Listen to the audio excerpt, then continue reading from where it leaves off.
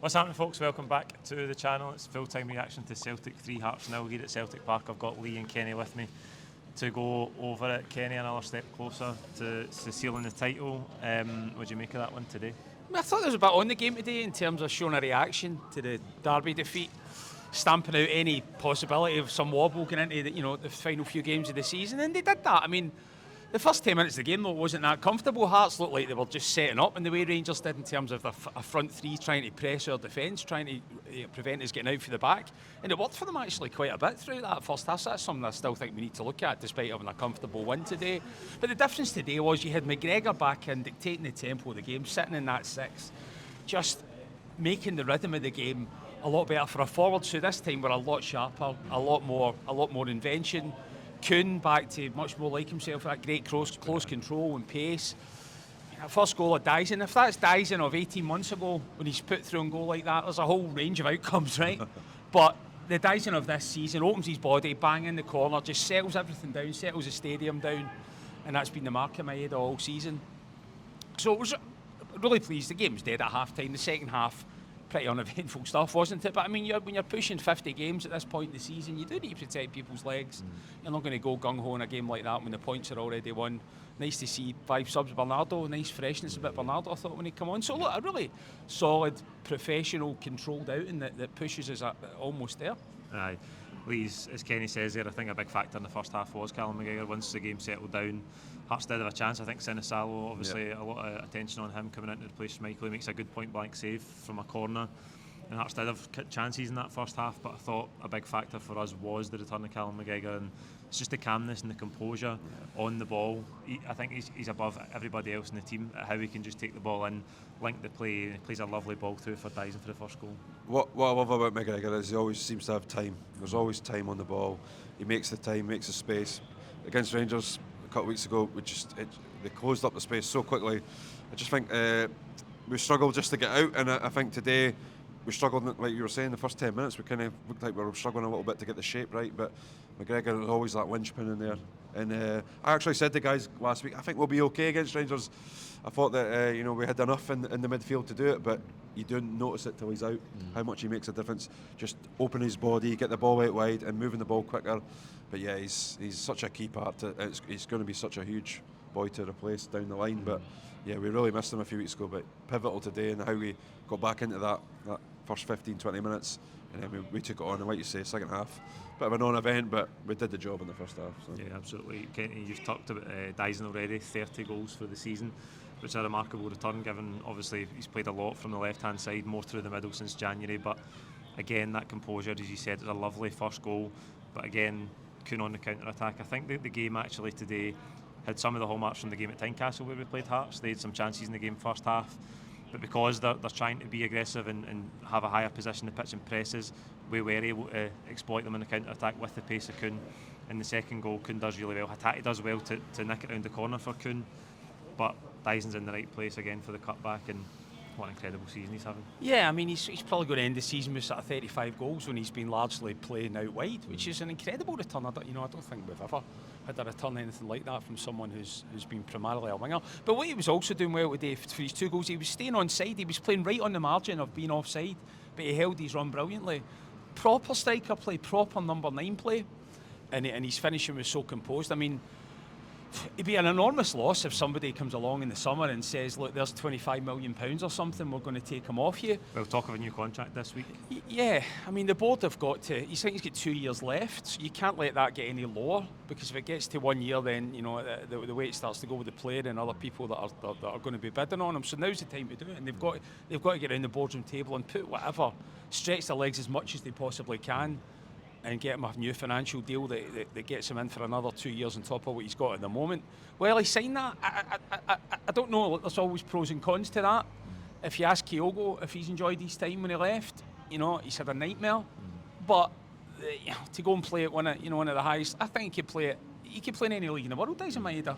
He's a completely unique player in terms of his ability to press, counter press, and now he's added all that finishing in his game. There's no doubt that he could play at a really high level. So we're going to have to try and bat away some pretty high teams that are after him. But but we've done that in the past, and if all we can do is stretch our legs financially and see if we can keep them. Yeah, absolutely.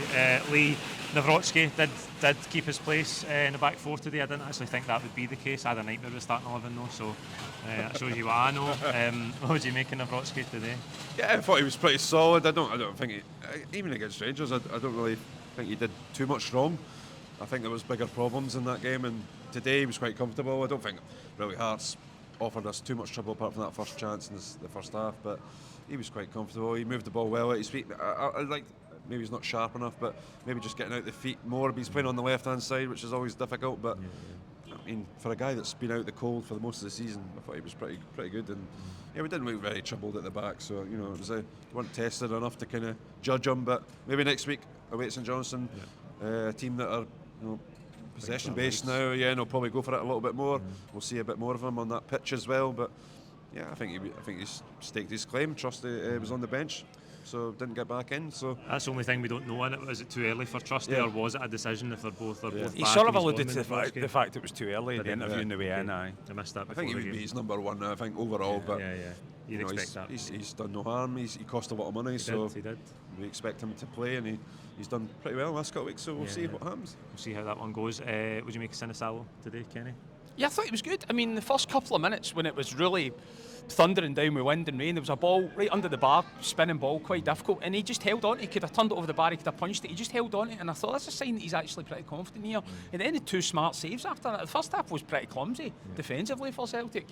So I thought he was fine. He wasn't, he doesn't have the same artistry as Schmeichel with the ball at his feet, right? I mean, few people do, but and then even in the second half, Carter Vickers made a bit of a mess of a ball through, and the striker never quite got on top of it, but he stood up and reacted well. So you've got to say that that's a good, competent, clean sheet for him, and that'll do him the world of good in terms of his confidence, because if he throws one in the net there, it gives us all a bit of a problem, because Scott, if you're down to Scott Bain, it's not really what you want when you're trying to get a treble over the line.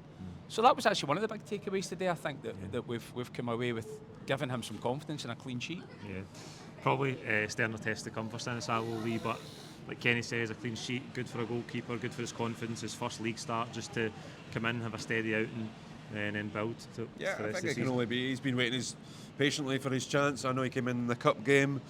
He's been working with Schmeichel.